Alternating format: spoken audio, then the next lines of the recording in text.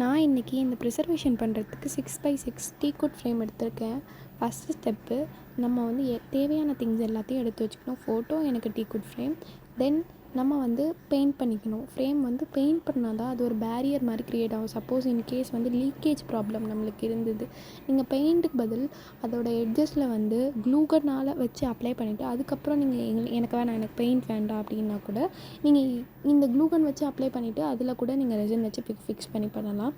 நான் வந்து எனக்கு லீக்கேஜ் ப்ராப்ளம் எதுவும் இல்லைங்கிறதுனால நான் வந்து ஒரு எக்ஸ்ட்ரா கவரேஜ்க்காக நான் வந்து பெயிண்ட் பண்ணிக்கிறேன். ஸோ இந்த எட்ஜஸ்லாம் நல்லா இது பண்ணி நீங்கள் வந்து பெயிண்ட் பண்ணி எடுத்துக்கணும். அதுக்கப்புறமேட்டு ஃபோட்டோ வந்து ஸ்டிக் பண்ணிவிட்டு சைட் எட்ஜஸ் உங்களுக்கு கொஞ்சம் க்ளாஸியாக தெரியும். அந்த க்ளாஸியான எட்ஜஸில் இந்த ஃப்ளவரை ப்ரிசர்வ் பண்ண போகிறோம். ஃப்ரேம் எடுத்து வச்சுக்கணும். சைடில் பார்த்திங்கன்னா உங்களுக்கு கொஞ்சம் ஷைனிங்காக இருக்கும். அந்த ஷைனிங்காக இருக்கிறது வேறு ஒன்றும் இல்லை, நான் ரெசின் வந்து போர் பண்ணியிருக்கேன். அதில் அந்த கொடுத்துருக்க ஃப்ளவரை நான் கட் பண்ணிவிட்டு அதோட எட்ஜஸ், அதாவது அதோட ஸ்டெம்மை கட் பண்ணிவிட்டு கொஞ்சம் கொஞ்சமாக ஆட் பண்ணிக்கிறேன், மேலே அதை தெரிகிற மாதிரி. ஸோ இப்போ எனக்கு இப்படி வேணாம் அப்படின்னா கூட நீங்கள் கீழே ஃபுல்லாக எனக்கு நேச்சுரல் ஃப்ளவர்ஸ் வச்சு ப்ரிசர்வ் பண்ணணுன்னா நீங்கள் கீழே ஃபுல்லாக ஃப்ளவர் வச்சுட்டு ப்ரிசர்வ் பண்ணிக்கலாம். இப்போ நான் ஃபுல்லாக செட் பண்ணி எடுத்துகிட்டு அது இந்த மாதிரி இருக்கும். ஏன்னா நம்ம கீழே விழாது. ஏன்னா நம்ம லைட்டாக வந்து ரெசின் வந்து ஒரு லேயர் ஊற்றிருக்கோன்றதுனால நம்மளுக்கு வந்து ஃப்ரேம்லேருந்து பூ வந்து கீழே விழாது.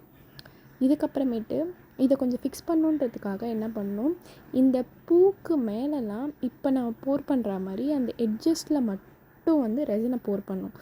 ரெசினை நல்லா போர் பண்ணிவிட்டு கொஞ்சம் நீங்கள் வந்து மீடியம் ஒரு அளவு ரெசின் எடுத்தால் போதும். ஃபுல்லாக நான் போர் பண்ணணுன்ற அவசியம் வந்து இல்லை இப்போதைக்கு. நான் ஏன்னா வந்து நம்மளுக்கு ஃப்ளவர் வந்து கொஞ்சம் வந்து ஸ்டிக் ஆகின மாதிரி இருக்கணும்.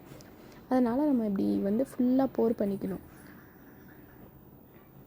போர் பண்ணிவிட்டு ஒரு 15 to 20 minutes அப்படியே விட்டுருங்க.